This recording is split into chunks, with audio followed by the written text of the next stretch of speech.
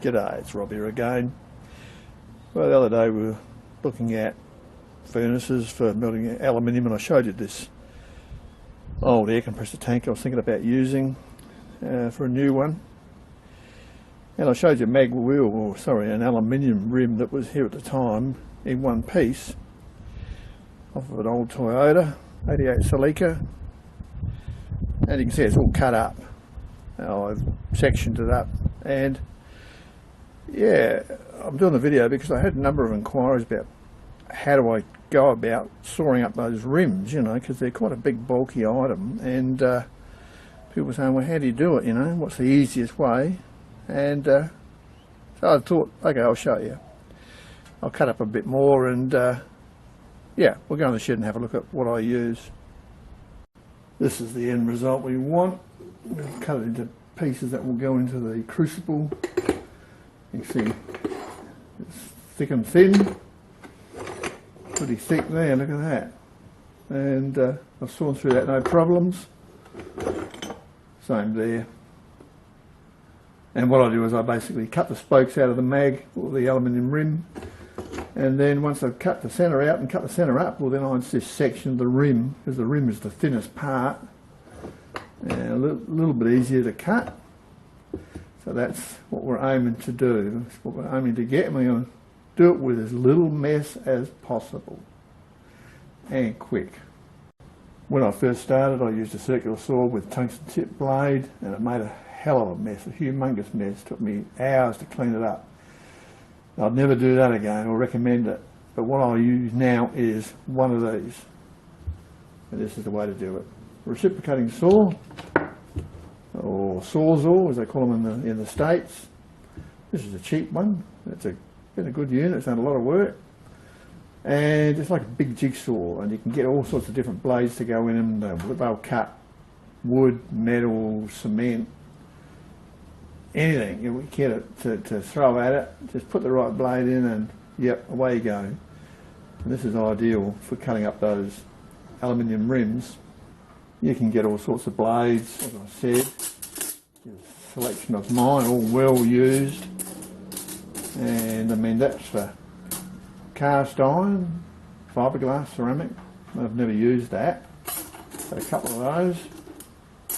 These are the same as having a bow saw for lopping limbs on branches on trees in the garden. So these are super handy for garden maintenance.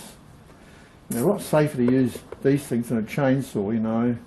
If you gave it to the little lady to use, you know, there's no danger of much less danger of a sawing her leg off with one of these than a chainsaw. Chainsaws are pretty deadly things.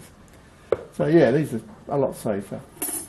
And then you get demolition blades for cutting up pallets. This will go through wood and metal, and you know, if we're going to cheap firewood, cut up wood pallets, and this will go just nip through the nails and cut it to length. Yeah, I've got a whole range of these blades. Now I did use this one on the aluminium rims, and it worked pretty good. You've got to watch though that you don't get galling. That's the one thing you must watch on these sort of blades. If you go finer, like this one, that's a good pitch. Yeah, as long as you stop it galling by spraying some lube on. You don't need a great big heavy tooth one, and you don't need them long. The shorter ones are better, because these long ones can get a flex up, and they can whip on the end, you know. And you know, I think that probably that's about the ideal maximum length. You know, when you go real long, they'll flip around when you know, sort of there's no load on them. So, of course, these are perfectly manageable too. We'll use this one. So yeah, let's get on with it.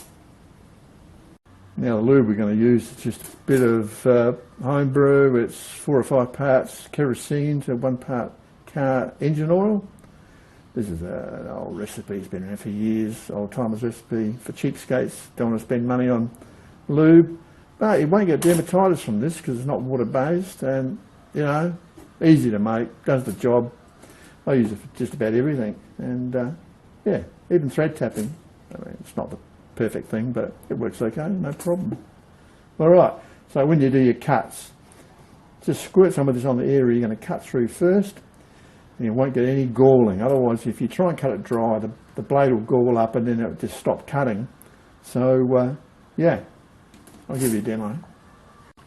Now when you do this, make sure to wear goggles, and I always wear the earmuffs. It's a bit noisy. So we'll cut down through here, give a demo.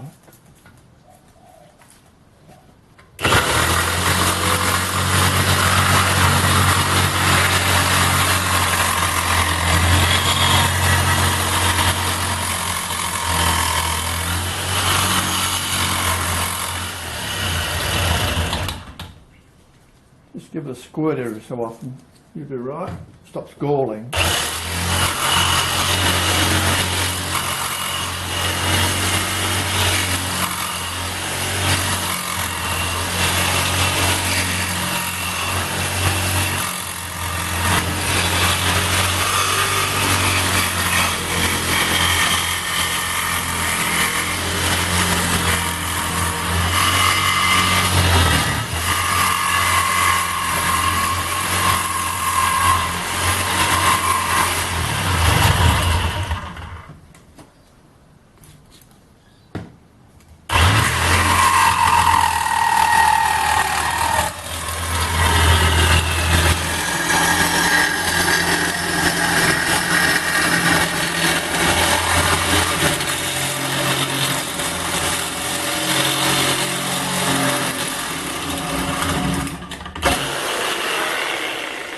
You can see how easily it went through that thin section.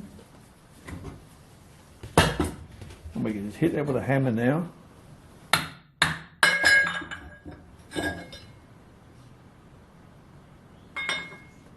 So there you go. Did it easy. Once you've gone through the thick section, well then you can just, this will slot through easily here. This is the easy bit. This is the hard going. We'll just section through that now. I'll do it like nothing. And see, there's no galling. Teeth are still clean.